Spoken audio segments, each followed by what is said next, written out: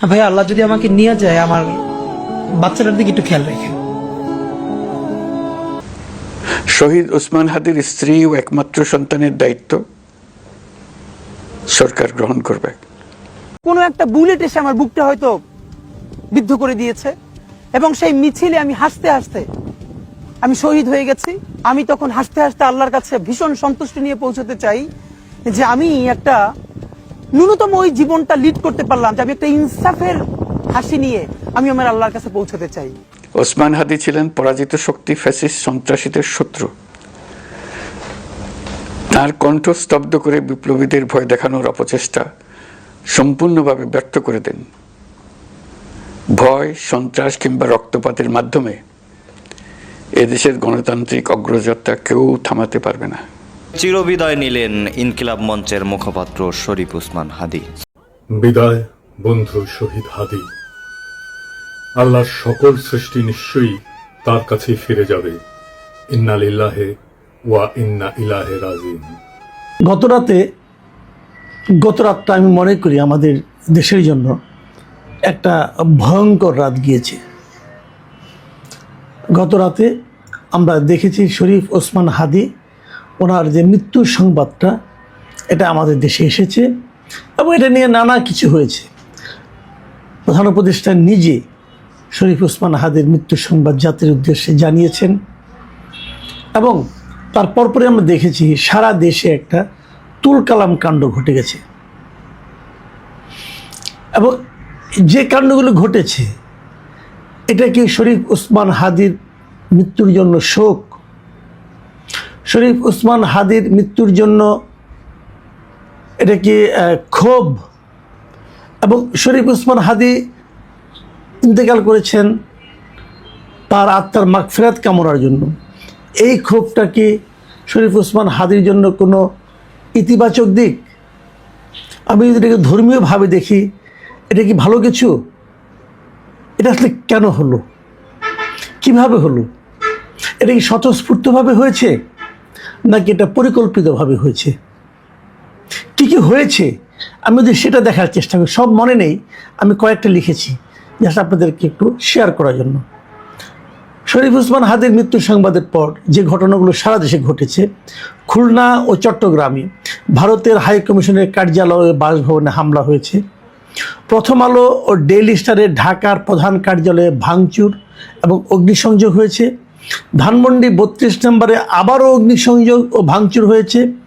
ছায়ানটের কার্যালয়ে ভাঙচুর এবং অগ্নিসংযোগ হয়েছে। ইন্দিরা গান্ধী কালচারাল সেন্টার ভাঙচুর এবং অগ্নিসংযোগ হয়েছে। উত্তরাতে 32টি দোকান ভাঙচুর ও আওয়ামী লীগের নেতার বাড়িতে অগ্নিসংযোগ হয়েছে। রাজশাহীতে ডেইলি স্টার প্রথম আলোর কার্যালয়ে ভাঙচুর হয়েছে। ধর্ম অবমাননার অভিযোগে নিয়ে ময়মনসিংহে ভালুকার দিকে এক হিন্দু যুবককে গাছে ঝুলিয়ে পিটিয়ে হত্যা করে লাশে আগুন দিয়ে দেওয়া হয়েছে। চট্টগ্রামের প্রয়াত মহিউদ্দিন চৌধুরীর বাসায় আবারও অগ্নিসংযোগ ও ভাঙচুর হয়েছে। সাবেক মন্ত্রী বীর বাহাদুরের বাড়িতে অগ্নিসংযোগ হয়েছে। নিউ এজের সম্পাদক নুরুল কবিরের উপর হামলা হয়েছে। আমি যে একটা ঘটনা বললাম, এর বাইরেও অনেক কিছু হয়েছে, সবগুলো আমি পাইনি। আমি যে কটা মোটামুটি দেওয়ার পর আমি নিজেই টায়ার্ড হয়ে গেছি। আমার প্রশ্ন, শরীফ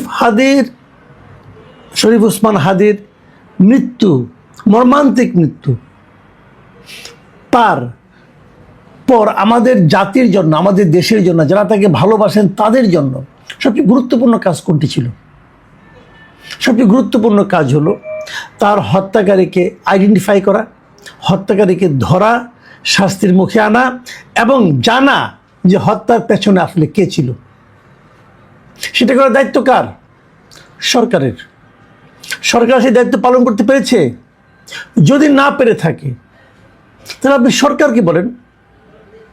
আরেকটা করণীয় কাজ কি ছিল? তার আত্মার মাগফিরাত কামনা করে আল্লাহর কাছে দোয়া করা উচিত ছিল। আপনারা তার কোনোটাই করেননি। আপনারা এই আকামগুলি করেছেন। এগুলোর সঙ্গে শরীফ ওসমান হাদির মৃত্যুর কি সম্পর্ক আছে? শরীফ ওসমান হাদির মৃত্যুর প্রতিকারের সঙ্গে কি সম্পর্ক আছে? আপনারা প্রথম আলো জ্বালিয়ে দিতে পারেননি। যদি জ্বালিয়ে দিতেন পুরাটাই, তাহলে কি শরীফ ওসমান হাদির মৃত্যুর ওনার আত্মায় শান্তি পেত?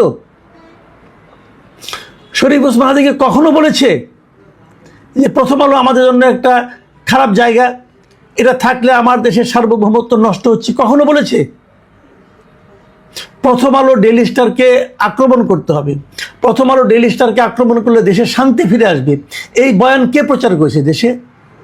এই বয়ান প্রচার করেছে ইলিয়াস হোসেন, এই বয়ান প্রচার করেছে পিনাকি ভট্টাচার্য। আপনারা সবাই পিনাকি ভট্টাচার্যের অনুচর হিসাবে, তাদের পেইড কিনা আমি বলতে পারবো না, তার অনুচর হিসাবে আপনারা এই আকাম কুকামে লিপ্ত হয়েছেন। কি লাভ করেছেন আপনারা? আমরা দেখেছি অনলাইনে যখন এই ঘটনাগুলি ঘটছে তখন মুহূর্তে মুহূর্তে প্রতি মুহূর্তে আমরা দেখেছি ইলিয়াস হোসেন তার ভেরিফাইড ফেসবুক পেজ থেকে একটার পর একটা পোস্ট দিচ্ছে। প্রথমে একটা পোস্ট দিল যে প্রথম আলোর একটা ইটও যেন না থাকে। এটা দেওয়ার পর ঠিক 8 মিনিট পরে একটা পোস্ট দিল যে প্রথম আলোকে বাঁচাতে ওদের অফিসের সামনে সেনাবাহিনী আসলে ওদেরকে উচিত জবাব দেওয়ার জন্য অনুরোধ থাকলো। দেখুন কত বড় উস্কানি। তারপরে তার 12 মিনিট পরে একটা পোস্ট দিল যে প্রথম আলো ডান, ডেইলি স্টারে চলে আসেন, ভারতের আস্তানা এদেশে থাকতে দেওয়া হবে না, শাহবাগের সবাই এখন চলে আসেন। মানে প্রথম আলোর কাজ হয়ে গেছে, এখন আপনারা ডেইলি স্টারে আসেন, সেটাকে অ্যাটাক করতে হবে। তারপরে বলছে এদেশে কোনো ভারতের আস্তানা থাকতে দেওয়া হবে না এবং শাহবাগে যারা জমায়েত হয়েছিল তারা সবাই এখন ডেইলি স্টারে চলে আসেন। তারও 10 মিনিট পরে দিল একটা স্টেটাস, সেখানে এগুলো ডেইলি স্টার ডান, ওয়েল ডান বয়েজ, মানে সবাই তার বয়েজ আর কি, আর উনি হলেন লিডার। এই হলো আমাদের দেশের অবস্থা। এবং আমার সবচেয়ে ধিক্কার এই সরকারকে, ধিক্কার এই সরকারের স্বরাষ্ট্র মন্ত্রণালয়কে, আমার ধিক্কার সেনাবাহিনীকে পর্যন্ত। কারণ সেনাবাহিনীকে কিন্তু ম্যাজিস্ট্রেসি ক্ষমতা দেওয়া হয়েছে।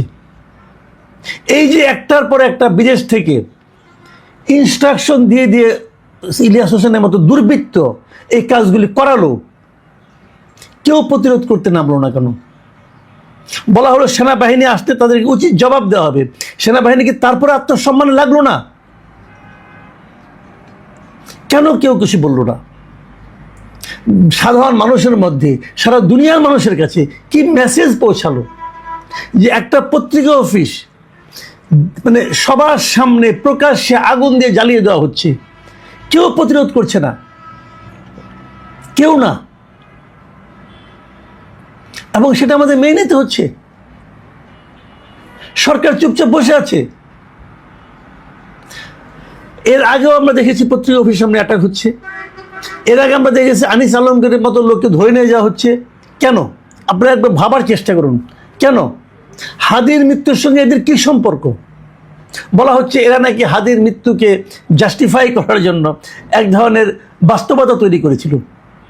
তো আপনাদের কি মনে হয় প্রথম আলো পরে ওই ঘাতক ওখানে গিয়েছিল?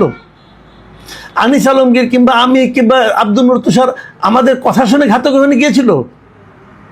এই ঘাতক তো হাদির সঙ্গে ছিল। হাদির সঙ্গে এই ঘাতককে কে ভিড়িয়ে দিল? আমি ভিড়িয়ে দিয়েছিলাম, আনিস আলমগীর ভিড়িয়ে দিয়েছিল, প্রথম আলোর মতিউর রহমান ভিড়িয়ে দিয়েছিল। যারা ভিড়িয়ে দিয়েছিল তারাই তো ভাঙচুর করতে গেল। তারা কারা? তাদেরকে আইডেন্টিফাই করার পরিবর্তে তারা যে প্রথম আলোকে ভাঙলো সেখানে উৎসাহ দেওয়া হলো এবং সরকার নিশ্চয় বসে থাকলো। দায় কার? কাকে দায়ী করবেন? কাকে দায় দেওয়া উচিত? এবং আপনারা কি ভাঙচুর করলেন? ভালুকায় যে ঘটনা আপনারা ঘটালেন, যে ঘটনা আমি বলতে পারবো না, একজন লোককে বিচার নিজে এসে বলা হচ্ছে তিনি আমাদের মহানবীর নামে কটূক্তি করেছেন, এক হিন্দু ভদ্রলোক। সে করে থাকে, অন্যায় করেছে, আপনি সেটা থানা পুলিশকে দেন। আপনি নিজের হাতে বিচার তুলে নিলেন, তাকে পিটিয়ে মেরে গাছে ঝুলিয়ে আগুন ধরিয়ে দিলেন। বিশ্বের কেউ শুনলে এটাকে সভ্যতা বলবে? ইসলাম আপনাদেরকে এই শিক্ষা দিয়েছে? আপনারা তো ইসলামের ক্ষতি করতে আসছেন। আপনারা ইসলামের ক্ষতি করতে, আপনি ইসলামকে একটা ধ্বংসকারী, একটা প্রতিহিংসা পরায়ণ, একটা জঙ্গি ধর্ম হিসাবে প্রমাণ করার জন্য উঠে পড়ে লেগেছেন। আপনারা তো ইসলামের ক্ষতি করছেন ইসলামের নামে। তাহলে কেন এই যে কাজগুলি করুন? সবচেয়ে বড় আমার বিবেচনায় সবচেয়ে বড় দায়ী এখানে সরকার। দেখুন, সরকার যদি একবার ভূমিকা নিত, এই যে এতগুলি ঘটনা ঘটলো, সরকার কি একজনকেও সরকার ধরেছে? ধরে তাকে বিচারের আওতায় এনেছে? ধরলেই তো হয়, একজনকে ধরে জিজ্ঞাসা করুন তোমাকে কে পাঠিয়েছে। আপনি ধরেন, কাউকে ধরেছেন, তার মানে সরকারের কাছে প্রথম আলোকে আগুন দেওয়া, ডেইলি স্টারে আগুন দেওয়া এগুলি কোনো অপরাধ নয়। ভালো কারো একটা লোককে আগুন দিয়ে পুড়িয়ে ফেলা, হত্যা করা তার কাছে কোনো অপরাধ নয়। 32 নম্বর আবারও ভাঙা কোনো অপরাধ নয়। ছায়ানটের জিনিসপত্র, আসবাবপত্র ভাঙছে, প্রত্যেকটা লোকের ছবি আছে, ঠিক আছে, তখন ধরতে পারেন নাই, ছবি দেখে দেখে এখন ধরেন। এর কোনোটাতে কোনো মামলা হয়েছে? আমরা কোন দেশে বাস করছি? এই দেশে আইন আছে? এই দেশে প্রশাসন আছে? এই দেশে সরকার আছে? আর আছে কি কিছু সাংবাদিক মেরুদণ্ডহীন। আজকে ঘটনা ঘটলো, সাংবাদিকদের কি ভূমিকা দেখলেন আপনারা? সাংবাদিকদের নাকি অনেক ক্ষমতা। অন্তপক্ষে আমি নিজে সাংবাদিক ছিলাম, একটা সাংবাদিক তারা একটা কালো প্ল্যাকার্ড দিয়ে দাঁড়িয়ে আছে সামনে, প্রথম আলোর সামনে। প্রধান উপদেষ্টা নাকি বলেছেন ক্ষতিপূরণ দিবেন, টাকা দিলে ক্ষতিপূরণ হয়ে গেল। এই সবগুলো কাজ খুবই পরিকল্পিতভাবে করা হচ্ছে। তারা আঘাত করছে সেই জায়গাগুলোতে যেখান থেকে প্রতিবাদ আসতে পারে, যেখান থেকে প্রশ্ন উঠতে পারে, সমস্ত জায়গায় আঘাত করে তাদের মেরুদণ্ড ভেঙে দেওয়া হচ্ছে। আজকে প্রার্থনা পত্রিকাগুলো, উচিত ছিল পত্রিকাগুলোর যে এই ঘটনার প্রতিবাদে তারা একদিন পত্রিকা বন্ধ রাখবে। আমরা দেখেছি কিন্তু এরশাদ আমলে আমি তখনও সাংবাদিকতা করতাম, পত্রিকা বন্ধ ছিল, 3 দিন 4 দিন পত্রিকা বন্ধ। একটা কারা কারণে এরশাদ বলে দিয়েছিল এই জিনিসগুলো লেখা যাবে না, তার প্রতিবাদে পত্রিকা বন্ধ ছিল কয়েকদিন। এরশাদের পতন হয়ে গিয়েছিল এই ঘটনায়। আর এখন তারা কালো প্ল্যাকার্ড নিয়ে দাঁড়ায় থাকে, বিশাল প্রতিবাদ। এই কালো প্ল্যাকার্ডে আগুন নিববে, এই কালো প্ল্যাকার্ডের মাধ্যমে মানুষের মনে যে ভয় ঢুকে দেওয়া হয়েছে, সংবাদ মাধ্যমকে যে মেরুদণ্ড ভেঙে দেওয়া হয়েছে, সেটা জোড়া লাগবে? এই মেরুদণ্ডহীন সংবাদপত্র মালিকরা, সম্পাদকরা, মানে এদের কোনো লাজ লজ্জা নাই, এদের কোনো মান সম্মান নাই। বিরাট একটা কাজ করে ফেলেছে। আমি প্রতিবাদ করেছি। আমি খুবই হতাশ, সত্যি কথা বলতে গিয়ে আমি খুবই হতাশ। এই দেশটা কিভাবে চলছে, কে চালাচ্ছে, কেন এইভাবে চালাচ্ছে, কাদেরকে ইনভাইট করতেছে, কারা সামনে আসতেছে, এগুলি কেন? আমি যদি বলি এই সমস্ত স্থিরতার পেছনে মূল কারণ হচ্ছে যেই মাত্র তারেক রহমান জানিয়েছেন যে উনি এই দেশে ফিরছেন, তার এই ফেরাটাকে অনিশ্চিত করার জন্য, এই ফেরার প্রতিবাদে আসলে এগুলি চালানো হচ্ছে। এগুলি চালিয়ে তারা তারেক রহমানকে বোঝাতে যাচ্ছে দেশের অবস্থা খারাপ, তুমি এসো না, আর কিচ্ছু না। এখন আপনারা ভেবে দেখেন তারেক নাম্বার দেশে ফিরলে কার লাভ, কার ক্ষতি? যার ক্ষতি তারাই এগুলি করাচ্ছে, তারাই শরীফ রহমান হাদিকে মেরেছে। এবং এখানে রাজনীতি আছে। আমি এখনো মনে করি শরীফ রহমান হাদির কি মৃত্যুর পেছনে রাজনীতি আছে, আমাদের দেশীয় রাজনীতি আছে, এবং তাদের যারা এজেন্ট বাইরে আছে তারা এগুলি করাচ্ছে। এখন কার এজেন্ট কে আপনারা খুব ভালো জানেন, আরেকবার হিসাব করে দেখেন। এই নিয়ে আমি আগামীতে আরও কথা বলবো। ততক্ষণ পর্যন্ত ভালো থাকেন। এখন এ পর্যন্তই। আল্লাহ হাফেজ।